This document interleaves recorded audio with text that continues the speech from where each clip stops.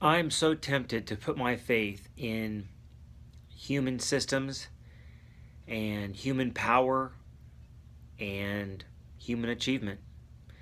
I have to admit to you that it's a struggle for me that I still have to remind myself anything good that happens through me or through anyone has to happen through Christ. Jesus said, without me, you can do nothing. And today in 2 Kings chapter 15 is a stark reminder of that truth.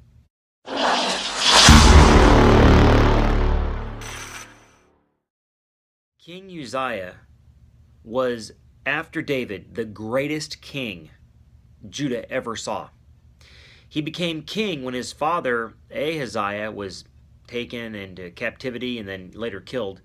And the people just said, we're going to take you and make you king. He was 16 years old. And he reigned for 52 years. Longest reigning king of either kingdom. Unbelievable strength in King Uzziah. He is also called Azariah. He made the military strong. He strengthened their crops and did, crop studies and built cities. He conquered cities from the Philistines, took the cities back.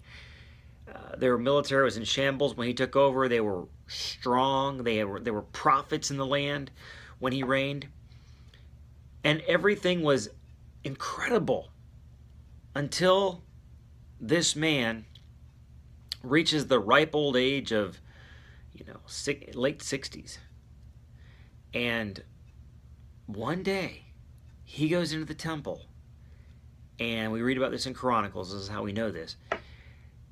He decides he's going to do the offering, the sacrifice.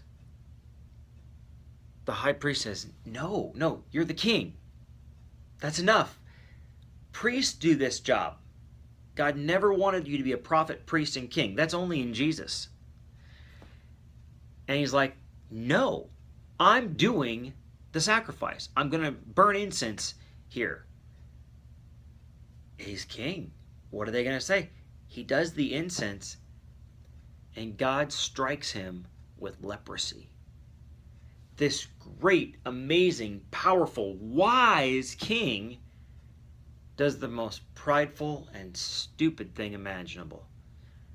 And God says, you're not above consequences for your sin. Strikes him with leprosy. He has to be quarantined, and then he dies a terrible death. Isaiah would say, when he writes his book, and this is the year that Isaiah was called, he says, in the year that King Uzziah died, this is Isaiah chapter 6. When he says the year King Uzziah died, imagine that you had a president for 52 years, that our country is in shambles, and then this president over 52 years makes us the strongest nation, and we're just doing great, and then he dies. And the country's like, what do we do?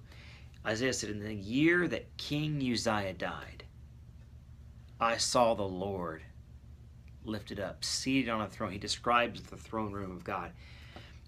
It's as if to say, God wanted me to know. God wanted all of us to know. He's on the throne. If you ever get to thinking, you've got this, like you got your job down, you got this thing down, whatever it is, be careful. Let him that thinks he stands take heed lest he fall, the writer of Proverbs tells us. And it's just a powerful reminder that we've got to check ourselves every day. What is your faith in? Human effort? Your ability? Your skill? If so, you're in dangerous ground. We want to humble our hearts before God every day and just say, Lord, I need you. I can do nothing without your power.